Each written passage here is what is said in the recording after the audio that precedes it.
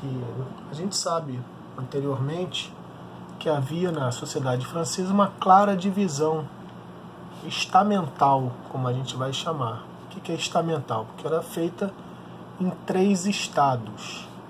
Primeiro, segundo e terceiro estado. Primeiro estado representado pelo clero, pela igreja católica no caso. Segundo estado representado pela nobreza. E o terceiro estado representado por todos que não eram nem nobres, nem clérigos. 97 a 98% da população francesa no caso, né?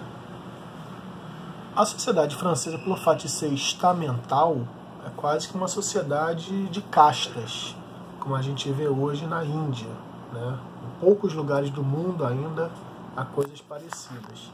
O que é uma sociedade de castas? É onde a pessoa já se distingue pelo nascimento. Se nasceu bem, vamos dizer assim, né, de uma boa família com bastante dinheiro, no caso, uma família nobre, a vida já está garantida para essa pessoa, porque ela vai ter rendas fundiárias, rendas de suas terras, vai ter investimentos, no caso aqui no momento, investimentos mercantis nas empresas coloniais. Então há várias formas, o industrialismo também é muito financiado pela nobreza, então há várias formas da nobreza ser beneficiada economicamente dentro desse mundo estamental formado pela Revolução, pela sociedade francesa do final do século XVIII, no pré-Revolução Francesa. O que acontece? A França, nesse momento, vive uma crise gerada por vários motivos, né? Vários eventos vão levar a França à crise. Primeiro, uma má gestão. O Luís XV, Luís XIV eram reis muito gastadores, né? E acabam deixando a França com um grande déficit público, né? São cortes enormes, cortes que vivem no luxo absoluto, né? Então são pessoas que gastam muito e produzem pouco. Essa nobreza, esse clero francês, né? São pessoas que vivem dos impostos pagos pelo terceiro estado. Quem é o terceiro estado? Como a gente falou, é todo mundo que não é nem do primeiro nem do segundo estado. 98 a 97% da população francesa. São trabalhadores urbanos, camponeses, pequenos comerciantes, pequenos manufatureiros, ferreiro, no caso, banqueiro, professores, advogados, médicos, barbeiros, né, no caso, que médico como formação não existia nesse momento, mas os barbeiros, enfim, todo tipo de gente que não fazia parte, não tinha nascido em berço esplêndido, vamos dizer assim, junto à nobreza, que também entre o clero, entre o primeiro estado, havia o alto clero, formado, obviamente, por famílias nobres, que normalmente a gente vai ver na história das famílias nobres europeias, o primogênito, o primeiro homem, né, o homem mais velho da família, ele herda sozinho toda a herança de seu pai, o feudo de seu pai, toda a herança de seu pai fica com esse irmão mais velho. E os outros irmãos têm que correr atrás, se tiver mais irmão homem, né, tem que correr atrás da sua vida. Muitos vão para as cruzadas, foram para as cruzadas, outros são comerciantes, muitos vão ser militares, né, cavaleiros, grande parte vão ser cavaleiros na conquista de novas terras, para que eles tenham terras que, né, possa provar até para o mundo que ele é um grande cavaleiro, um grande militar, uma questão da dignidade, da honra muito pesada, muito forte nessa sociedade nesse momento. E, obviamente, você também pode seguir normalmente o segundo filho, vamos dizer assim, o segundo filho em matéria de primogeneidade, né, de ser o primeiro, o segundo homem, ele normalmente seguia a carreira clériga, ele ia se transformar no monge e assim por diante. tá? Então, o alto clero, formado pela nobreza, esmagadoramente, e o baixo clero, que eram os padres do dia a dia, dos campesinos, né, que serviam os camponeses. Então, esse baixo clero também formado também, né, por nobres, mas principalmente por pessoas pias, fiéis, mais ligadas ao terceiro estado, às outras classes sociais que não estavam ligadas a essa nobreza. Então, nós vemos que o fato da sociedade francesa estar ligada à questão da nascença, de ter privilégios apenas pelo fato de você ter nascido de uma mãe, de um pai com sangue azul, sangue nobre, e o outro não, isso faz com que a sociedade francesa, como eram as outras sociedades europeias nesse momento, a sociedade francesa seja uma sociedade injusta, onde praticamente não se justifique você trabalhar, ter acesso a alguma coisa, uma cultura, porque isso não vai fazer com que você ascenda socialmente. Então, há uma circularidade social nessa sociedade do antigo regime, que a gente vai chamar essa sociedade estamental.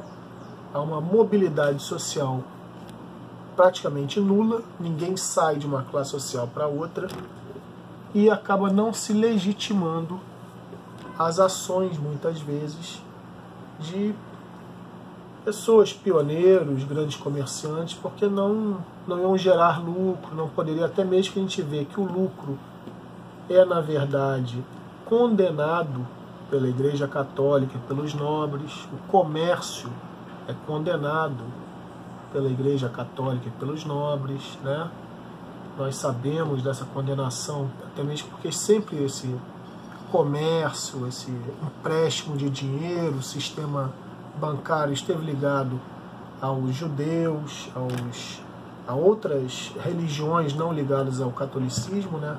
Mas aos judeus, aos árabes, a religiões opostas ao catolicismo. Então, sempre foi mal visto, né, o comércio. Então, essas famílias nobres, como a gente vê, sempre viveram em berço esplêndido, sempre tiveram uma vida boa, nunca tiveram que trabalhar e sempre viveram muito bem.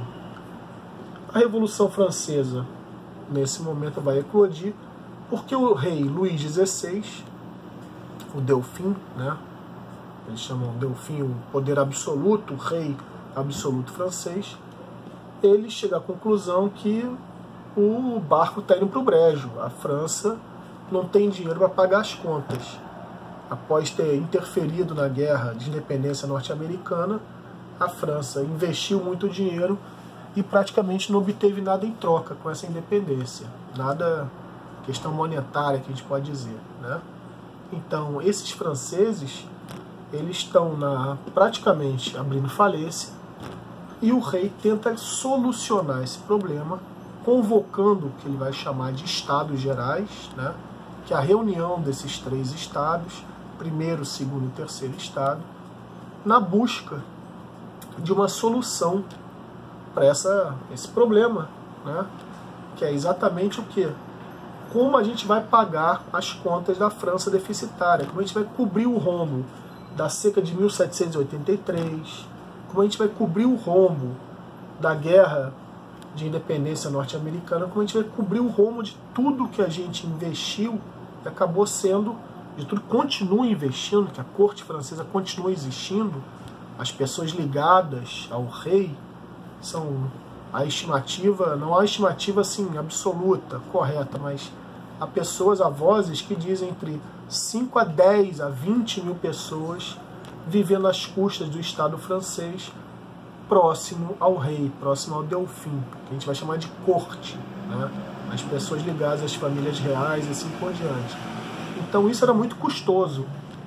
E a convocação dos Estados Gerais faz com que Luís XVI, por um momento, ele ache até possível conseguir cobrar impostos do primeiro e do segundo estados, ou seja, cobrar imposto da igreja e da nobreza, porque quem pagava imposto na sociedade francesa era apenas o terceiro estado, a burguesia, os trabalhadores urbanos, os camponeses E a vida na França está passando, né, um momento muito difícil, a vida está cada vez mais cara e as pessoas têm cada vez menos acesso a principalmente questões alimentares, tá?